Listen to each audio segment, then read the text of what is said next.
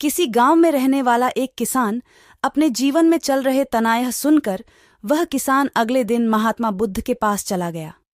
वह गौतम बुद्ध के पास पहुंचा और कहने लगा, हे महात्मा, मैं एक किसान हूं और मैं अपनी जीविका चलाने के लिए खेती बाड़ी करता हूं, लेकिन कई बार वर्षा न होने से फसल सूखे की भेंट छट जाती है। किसान ने आगे कहा कि मैं एक विवाहित पुरुष हूं और मेरी पत्नी मेरा ख्याल रखती है और मैं उससे बहुत प्रेम करता हूं, लेकिन कभी कभी वह मुझे परेशान करती है, जिससे मुझे लगता है कि मैं उससे अब ऊब चुका हूं और वह मेरे जीवन में ना होती तो कितना अच्छा होता।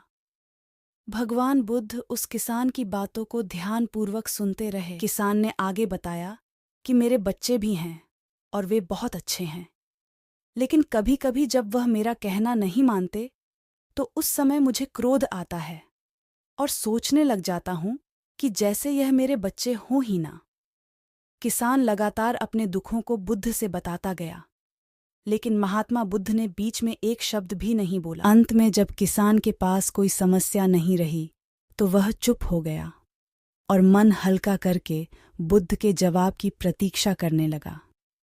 लेकिन महात्मा बुद्ध चुपचाप रहे और किसान अब बस उनके जवाब का इंतजार करता रहा। अंत में जब किसान का सब्र फूटा तो ऊंची आवाज में उसने भगवान बुद्ध से कहा, क्या आप मेरी समस्याओं का समाधान नहीं करेंगे?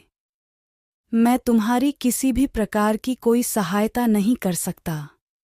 बुद्ध ने उत्तर दिया। किसान को यह सुनकर तो कुछ देर खुद के कानों पर यकीन नहीं हुआ।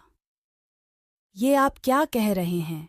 लोगों ने कहा कि आप सभी के दुखों का समाधान करते हैं, तो क्या आप मेरे दुखों का निवारण नहीं करेंगे? बुद्ध ने कहा, सभी के जीवन में कठिनाइयां होती हैं। तुम्हारे जीवन में ऐसी कोई कठिनाइयां नहीं है जिनका मैं समाधान करूं। यह कठिनाइयां तो सभी के जीवन में आती हैं। यह तो विधि का विधान है। कभी मनुष्य सुखी होता है तो कभी दुखी। कभी उसे पराये अपने लगते हैं तो कभी वह अपनों को पराया समझने लग जाता है। यह जीवन चक्र है जिससे कोई नहीं निकल सकता। सिर्फ तुम्हारा ही नहीं, सभी लोगों का जीवन समस्याओं से ग्रसित है, जिस कारण मैं इन समस्याओं का समाधान नहीं कर सकता। यदि किसी एक समस्या का मैं समाधान कर भी लूं, तो उसकी जगह कोई दूसरी समस्या उत्पन्न हो जाएगी। यही जीवन का कटु सत्य है। किसान यह सुनकर क्रोधित हो गया और कहने लगा कि सब लोग कहते हैं कि आप महात्मा हो। मैं आपके पास एक आस लेकर आया कि आप मेरी सहायता जरूर करेंगे, लेकिन आप जब समाधान नहीं कर सके तो मेरा यहाँ आना व्यर्थ हुआ। इसका अर्थ यह है कि लोग झूठ बोलते हैं। मुझे आपके पास आना ही नहीं चाहिए था। इतना कहकर किसान वहां से जाने लगा। तभी बुद्ध ने कहा, मैं तुम्हारी इन समस्याओं का तो नहीं, लेकिन एक दूसरी समस्या का समाधान कर सकता हूँ।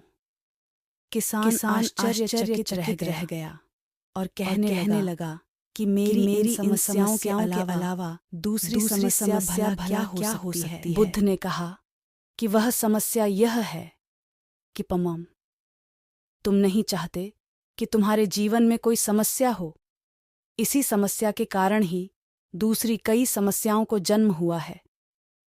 तुम इस बात को स्वीकार कर लो कि सिर्फ मेरा ही नहीं, अपितु संसार में सभी का जीवन दुखों से भरा पड़ा है। तुम अपने आसपास तो देखो, क्या वह लोग तुमसे कम दुखी हैं?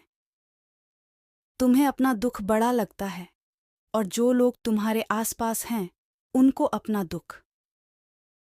इस दुनिया में सभी को अपना दुख बड़ा लगता है, चाहे छोटा हो या बड़ा, लेकिन जिसके साथ हो रहा है उसको बड़ा ही लग रहा है। यदि तुम ध्यानपूर्वक देखोगे तो यह जीवन सुख दुख से भरा हुआ है। इसको तुम कभी नहीं बदल सकते हो, लेकिन तुम सुख दुख से अवश्य ऊपर उठ सकते हो। यह तुम्हारे लिए संभव है। सुख दुख को हम आने से रोक नहीं सकते हैं, लेकिन सुख और दुख का हम पर कोई प्रभाव न पड़े, ऐसी व्यवस्था हम कर सकते हैं। सुख दुख के आने से हमें विचलित नहीं होना, बल्कि धैर्य से सामना करना है। इतना कहकर किसान बुद्ध के चरणों में गिर पड़ा। यह प्रकृति का नियम है दोस्तों, जिसमें परिवर्तन होता रहता है।